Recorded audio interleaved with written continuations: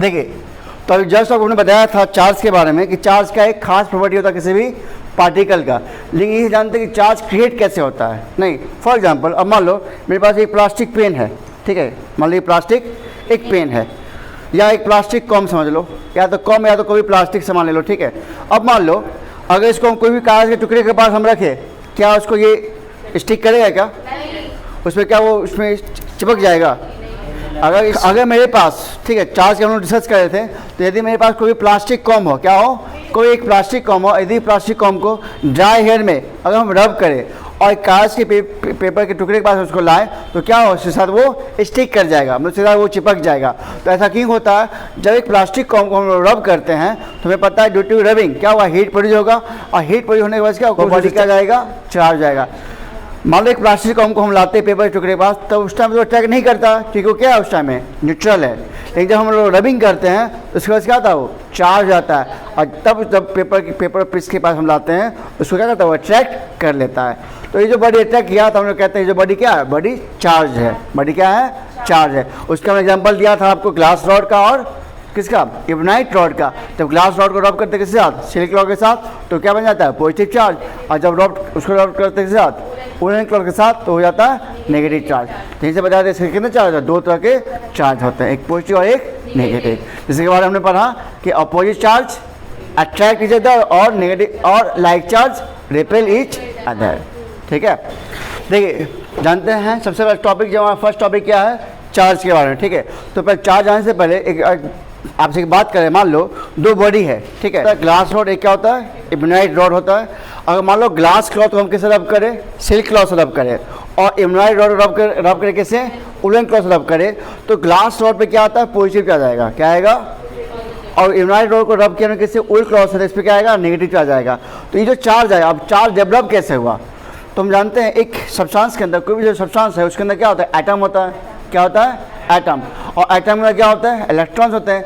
जब हम कोई चीज़ को रब करते हैं, जब हम लोग कोई चीज़ को रब करते हैं तो रबिंग की वजह से क्या होता है, हीटिंग इफेक्ट प्रोड्यूस होता है। रब करने से क्या होता है, हीट इफेक्ट, और हीट का एक तरह का एनर्जी है, हीट क्या हमारा एनर्जी है। तो क्या होता है, एक सब्सटेंस से इलेक्ट्रॉन निकल जाता है और एक सब्सटेंस से इलेक्ट्रॉन चला जाता है। तो जिस सब्सटेंस से इलेक्ट्रॉन निकलेगा उस पर चार्ज क्या आ जाएगा, पॉजिटिव, और जिसमें जाए उस पर चार्ज क्या आएगा, नेगेटिव। ये तो हमने क्लास में बताया था कि जिससे इलेक्ट्रॉन निकल जाए उस पर चार्ज पॉजिटिव, और जिसमें इलेक्ट्रॉन जाए उस पर चार्ज नेगेटिव। तो जब हमने ग्लास रॉड को रब किया किससे, सिल्क क्लॉथ से, इस पर पॉजिटिव चार्ज आ गया, इसका मतलब इसमें इलेक्ट्रॉन लॉस हुआ। हमने इबनाइट रॉड को रब किया किससे, वुलन क्लॉथ से, तो इस पर चार्ज क्या है, नेगेटिव, उसमें इलेक्ट्रॉन गेन हुआ। तो यहाँ पर हमने समझ में आया कि चार्ज क्या है, तो चार्ज जो है एक इंट्रिंसिक प्रॉपर्टी है, एक क्या है, एक खास गुण है किसका, किसी भी पार्टिकल का। तो चार्ज का एक खास गुण है जो कि जिसकी वजह से क्या होता है, इलेक्ट्रिक करंट होता है, क्या होता है, इलेक्ट्रिक करंट। तो चार्ज की वजह से हमने पढ़ा the flow of charge is called electric current. तो चार्ज का फ्लो ही क्या है, इलेक्ट्रिक करंट है। नहीं, ऐसा कहा था कि चार्ज का एक खास प्रॉपर्टी होता है किसी भी पार्टिकल का। जैसे हर व्यक्ति का एक स्पेशल गुण है, नहीं वो जो गुण आपके पास क्या वो सबके पास होगा, नहीं जो हमारे पास जो गुण है वो किसी और के पास नहीं हो सकता, जो आपके पास वो किसी और के पास। तो आपका जो गुण है वो क्या है, खास गुण है, वो क्या आपका एक खास गुण है। तो ठीक इसी तरह किसी भी पार्टिकल का एक क्या होता है, चार्ज एक खास गुण होता है। तो charge is the intrinsic property of any particle. अब है कि चार्ज कैसे क्रिएट होता है, चार्ज क्या है, अब चार्ज कैसे क्रिएट होता है। हमने बताया कि किसी भी सब्सटेंस के अंदर क्या होता है, एटम्स होते हैं, एटम्स में क्या होते हैं, इलेक्ट्रॉन्स होते हैं। जब उसको हम लोग रब करते हैं तो रबिंग की वजह से क्या होता है, हीट होता है प्रोड्यूस, उसकी वजह से क्या होता है, इलेक्ट्रॉन्स बाहर निकल जाते हैं। तो जिससे बाहर निकले उस पर चार्ज क्या आ जाएगा, पॉजिटिव, और जिस पर जाएगा इलेक्ट्रॉन उस पर नेगेटिव। तो हमने यहाँ पे एग्जांपल दिया कि जैसे ग्लास रॉड, यदि ग्लास रॉड को हमने रब करेंगे से सिल्क क्लॉथ के साथ, तो ग्लास रॉड पे चार्ज क्या आता है, जो इस पर चार्ज आया वो चार्ज क्या हमारा पॉजिटिव चार्ज है। और इबनाइट रॉड को हमने रब किया किससे, वुलन क्लॉथ से, तो इस पर चार्ज क्या आया, नेगेटिव। क्लियर है।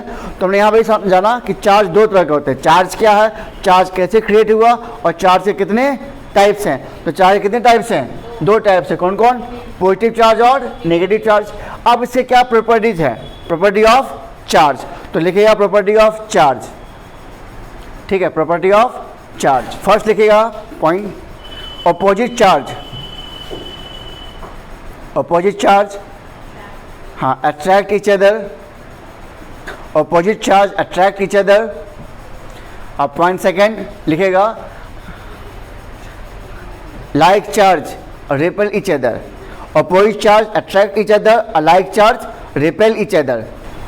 नेक्स्ट लिखिएगा point number second, point number third उसी में, quantization of charge, quantization of charge, quantization, quantization of charge,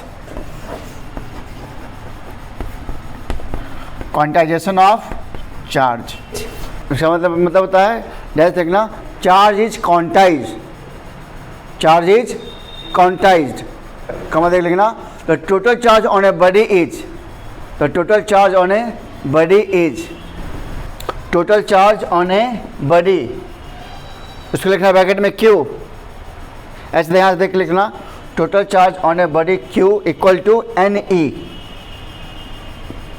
अब यहाँ पे बता रहा है कि N क्या है हमारा, N is the number of electrons, N is the number of electrons, और E इसे कहते हैं इलेक्ट्रॉनिक चार्ज। E का मतलब इलेक्ट्रॉनिक चार्ज, जिसका वैल्यू कितना होता है 1.6 × 10⁻⁻19 कूलम होता है, ठीक है। इसे कहते हैं total charge on a body या चार्ज इज क्वांटाइज्ड। तो आपको मैंने बताया, फर्स्ट बताया कि व्हाट इज चार्ज, चार्ज का, चार्ज एक पार्टिकल का एक खास गुण होता है।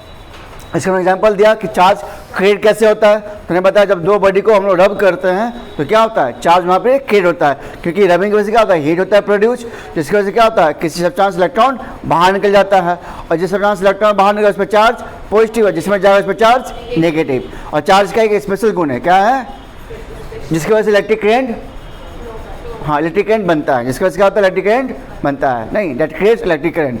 फिर मैंने बताया कि जैसे उसका एग्जांपल दिया, जैसे ग्लास रॉड का एग्जांपल दिया और इम्नाइट रॉड का एग्जांपल दिया। तो हमने बताया कि ग्लास रॉड क्या होता है, जब उसको हम लोग सिल्क क्लॉथ से रब करेंगे तो उस पर चार्ज पॉजिटिव आता है, और जब इम्नाइट रॉड को रब करेंगे इससे वूल क्लॉथ से तो उस पर चार्ज नेगेटिव आता है। फिर हमने बताया next topic property of charge. तो चार्ज की प्रॉपर्टी हमने बताया कि फर्स्ट हमने बताया कि like charge repel, unlike charge attract, like charge repel each other, unlike charge attract each other. और पॉइंट नंबर थर्ड मैंने बताया कि चार्ज का क्या होता है कि किसी बॉडी पे जो टोटल चार्ज होता है वो क्या होता है, क्वांटाइज होता है। क्वांटाइज का मतलब क्या हो गया कि Q इक्वल टू NE, में जितने इलेक्ट्रॉन्स है, जितने इलेक्ट्रॉन्स है, और हर एक इलेक्ट्रॉन का चार्ज कितना होता है, चार्ज ऑन वन इलेक्ट्रॉन कितना होता है, -1.6 × 10⁻⁻19। अगर इलेक्ट्रॉन है तो उस पर चार्ज नेगेटिव, इस पर चार्ज नेगेटिव, अगर प्रोटॉन है तो उस पर चार्ज पॉजिटिव, ठीक है। ये भी ध्यान रखना, इलेक्ट्रॉन का चार्ज नेगेटिव आता है, यहाँ हमने लिखा माइनस, ठीक है। अगर चार्ज ऑन प्रोटॉन होता है यहाँ पर क्या माइनस हट जाएगा, और 1.6 × 10⁻⁻19 कूलम आता है। चार्ज का एसआई यूनिट क्या होता है, कूलम, सिंबल्स का C होता है, कैपिटल C होगा, ठीक है।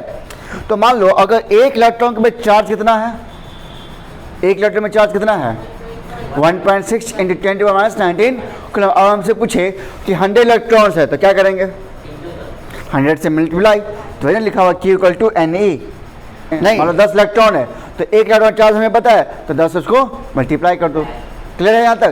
तो वही फॉर्मूला है Q इक्वल टू NE, ठीक है। तो यहाँ तक हम लोग समझ गए। अब हम लोग समझते हैं नेक्स्ट, आपको इसमें देते हैं अब न्यूमेरिकल्स, ठीक है।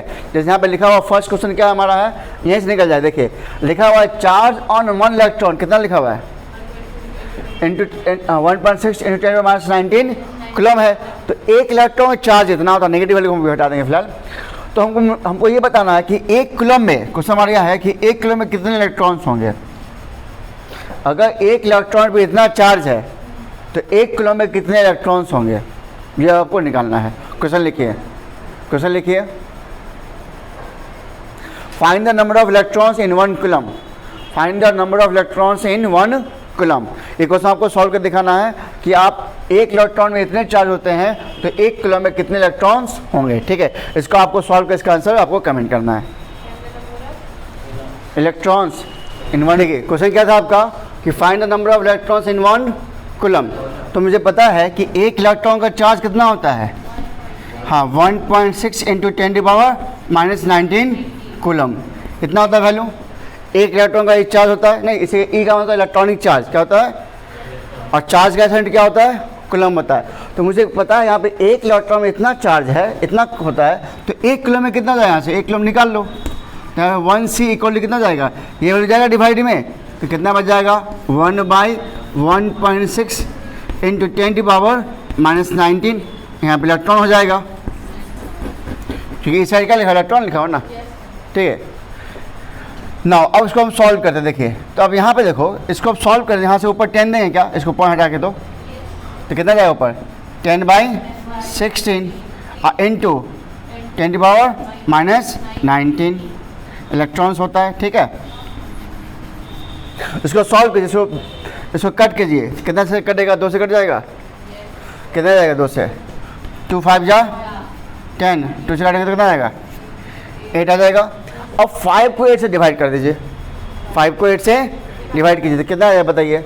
अगर हम 5 को 8 से डिवाइड करें तो हमें 50 आ जाएगा, तो 0 पॉइंट आ जाएगा, 8 6 जा 48, 8 2 जा 16 और 8 5 जा 40 कटेगा तो कितना आ गया 0.625। तो वैल्यूज क्या आ गया, कितना 0.625 इंटू 10⁻⁻19 इलेक्ट्रॉन्स होगा। अब याद करो, हमने आपको ये बताया है रूल कि डेसिमल्स जो होता है एक संख्या के बाद होना चाहिए। यहाँ पे 0 आ गया ना, 0 पॉइंट आ गया, तो 0 पॉइंट कोई वैल्यू नहीं होता है, तो हमें क्या चाहिए, एक संख्या के बाद 0 चाहिए। तो इस संख्या को अगर ले जाएंगे तो पावर क्या होगा, प्लस होगा। मैंने बताया लेफ्ट टू राइट ले जाए तो पावर क्या होता है, इंक्रीज होता है।